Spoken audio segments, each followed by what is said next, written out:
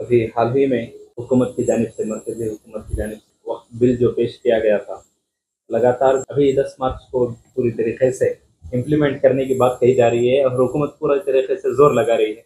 तो उस सिलसिले में क्या लगता है आपको? और उम्मत मुस्लिमा की जो बेदारी, जो मुहिम पहले की गई थी, अभी ख़ासी असरात जो है कम होते नज़र आ रहे हैं, तो क्या करना चाहिए इन हालात में? बिस्मिल्लाहिर्रहमानिर्रहीम। जैसा कि आपके इल्म में है कि जैन पार्लियामेंट्री कमेटी बनाई गई थी और उनके सामने 98% मुसलमानों ने इस बात को रखा कि इसके बिल के क्या नुकसानात हैं, क्या वजह से मुसलमान इसमें तरमीम मुनासिब नहीं समझ रहे हैं। तो उन्होंने तो यकीन दिलाया था कि नहीं, आपकी बात को सुनी जाएगी और आपकी बात को रखी जाएगी। अब जब रिपोर्ट तैयार हो रही है तो इत्तलात मिल रही हैं कि जो भी मशवरे लिए थे वो सिर्फ दिखावा था, उसमें किसी तरह की कोई सच्चाई नहीं थी, ना मसले को समझना उनका मकसद था। सिर्फ और सिर्फ एक यूँ समझिए कि रस्म पूरी कर दी जाए। तो उस वजह से इन्होंने एक जॉइंट पार्लियामेंट्री कमेटी जेपीसी जिसे कहा जाता है, तो उसको बनाया और उसके बाद फिर अब ये इतनी उजलत में आने वाले दिनों में इस बिल को रखने जा रहे हैं, जबकि हमारे एमपी अहबाब भी वहाँ इस बात को पेश किया था कि इसके और भी जितने भी पहलू हैं उन तमाम पहलुओं पर गौर कर लें और उसके बाद इसको तफसील के साथ रखा जाए तो मुनासिब होगा। जो भी उनके लिए मनफी मशवरे आए थे वो पूरे मनफी मशवरों को हटा के सिर्फ अपने लिए जो फ़ायदा मंद वाली बातें थी उसको रख के ये रिपोर्ट पेश करने जा रहे हैं और बिल भी अब इस वक्त पेश करने की पूरी तैयारी हो रही है। देखिए, all India Muslim personal law board, चूँकि उनका जो इजलास होना तय हुआ था हमारी रियासत कर्नाटक में, माशाअल्लाह बड़े ज़ोर व शोर के साथ हुआ और खुद्दूस साहब ईदगाह के अंदर भी लाखों फर्जंदगान तौहीद हमारी रियासत के मुख्तलिफ अजला से जमा हुए थे और हुकूमत को ये बात समझाया था और बावर कराया था कि देखिए, ये बिल इस वक्त हमारे मुल्क के लिए मुनासिब नहीं है। क्या वजह से मुनासिब नहीं है ये भी बात रखी थी। एक मुख्तसर अल्फाज में यूं कहूँ कि देखिए कि आपके इस बिल की वजह से इस वक्त जो वक्फ बोर्ड जो बोर्ड बने हुए हैं पूरे मुल्क में, पहले ही लंगड़े और लोले हैं, अब आप ये बिल लाकर और ज्यादा उसको कमजोर बनाने की तरफ आगे बढ़ रहे हैं। इस वजह से पहली बात यह है कि इसको और आप ताकत बख्शते और मजबूत करते और वक्फ बोर्ड चूंकि हुकूमत ही का एक हिस्सा है तो उसमें और मजबूती लेके आते तो बहुत अच्छा होता। ये पहली बात रखी। और दूसरी बात यह है कि वक्फ बोर्ड के चेयरमैन से, सीओ से सारे इख्तियारात लेके आप डीएम या डीसी को, डिप्टी कमिश्नर जो होती हैं हर जिले के लिए, आप उनको इख्तियारात दे रहे हैं।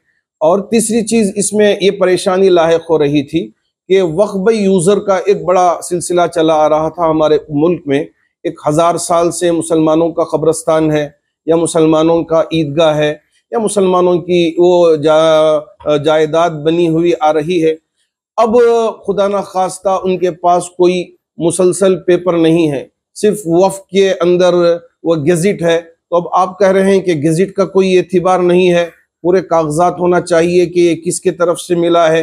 अब वो जमाने में किसने दिया, क्या दिया, ये वो जमाने के राजाएं जानते हैं। अब तो वो खबर में सोए हुए हैं, अब उनसे कहाँ से वो सारी तफसीलात लेके आए। तो ये ये करे कि हुकूमत पहले इनके लिए प्रॉपर पेपर्स बना दें कि हाँ हाँ ये पहले से मुसलमानों के इस्तेमाल में है, तो इसके लिए ये पेपर्स बनाने के लिए एक टीम को बना दिया जाए। इसके लिए रास्ते निकलते हैं। आप पार्लियामेंट में ये चीजें तय करें कि वक्फ को कमजोर करने की जगह में आप वक्फ को और मजबूत करते तो सारे मुसलमान इसमें किसी तरह का कोई इख्तिलाफ करने की या एहतजाज करने की जरूरत ही पेश नहीं आती। All India Muslim personal law board खास तौर पर इसके लिए खड़ा हुआ है और हमारे अकाबिरीन बराबर आवाज लगा रहे हैं कि अगर वक्त पड़े तो हम सड़कों पे भी उतरने के लिए तैयार होंगे इंशाअल्लाह।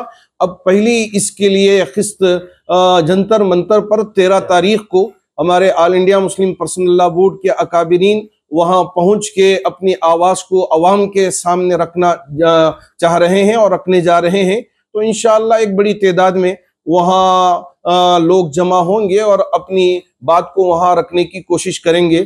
आप हरगिज ये ना समझें कि लोगों में इस वक्त वो अवेयरनेस नहीं है। जब उलमा यहाँ मिंबर और मेहराब से आवाज लगाएंगे तो बहुत ही मुकम्मल तौर पर उसमें जान आ जाएगी और सारे जो आप समझ रहे हैं कि ये ठंडे बक्से में जा रहे हैं या ठंडे हो गए हैं, ऐसा हरगिज नहीं है।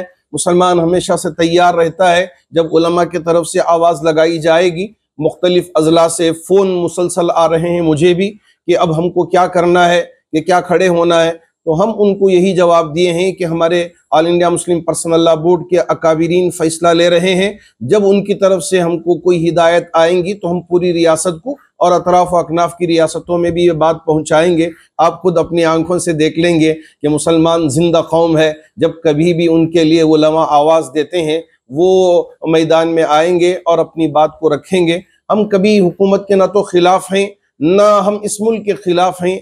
इस मुल्क की तरक्की चाहते हैं और इस मुल्क को आगे की तरफ लेकर जाना चाहते हैं और जिस चीज़ के अंदर मुल्क को नुकसान पहुंच सकता है उस बात को रखना ये हमारा हक है और आइन ने ये पूरा हक अता किया है। तो इस वजह से इसमें मुल्क मुखालिफ हो गए या ये है कि हम हिंदुस्तान के खिलाफ, बिल्कुल ऐसी बात नहीं है।